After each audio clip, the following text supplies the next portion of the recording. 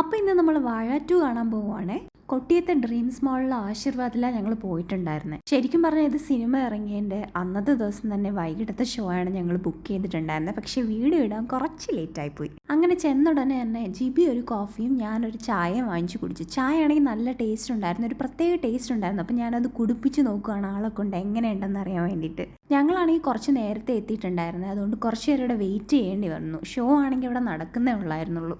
സമയം രാത്രിയാണെങ്കിൽ അത്യാവശ്യം ഹൗസ്ഫുള്ളായിരുന്നേ. ഇറങ്ങിയപ്പോഴേക്കും ഞങ്ങൾക്ക് വിശക്കാൻ തുടങ്ങി. മാത്രമല്ല ഞങ്ങൾക്ക് കുറച്ച് അല്ലറ ചില്ലറ സാധനം വാങ്ങാനുള്ളത് കൊണ്ട് ലുലുലൂടെ കയറാനുണ്ടായിരുന്നേ. അപ്പോഴാണ് ഞാൻ ഈ ഒരു സംഭവം കണ്ടത്. വിഷു സദ്യ ലിസ്റ്റ് അവിടെ ഇട്ട് വെച്ചിട്ടുണ്ട്, ആർക്കെങ്കിലും വേണമെങ്കിൽ എന്തായാലും പോയി വാങ്ങണം കേട്ടോ. ഞങ്ങളാണെങ്കിൽ മെയിനായിട്ട് കുറച്ച് ഫ്രൂട്ട്സ് ഒക്കെ നോക്കാൻ വേണ്ടിയിട്ടായിരുന്നേ പോയത്. പിന്നെ രാത്രി സമയം ആയതുകൊണ്ടാണോ എന്നറിയില്ല, സാധനങ്ങളെല്ലാം എന്തായാലും നല്ല കുറവായിരുന്നു. പിന്നെ ആവശ്യത്തിന് കുറച്ച് സാധനങ്ങളൊക്കെ എടുത്ത് ഞങ്ങൾ നേരെ തിരിച്ചു പോയി. എനിക്ക് തോന്നുന്നു ലുലുവിലെ ലാസ്റ്റ് കസ്റ്റമേഴ്സ് ഞങ്ങളായിരുന്നു എന്ന്.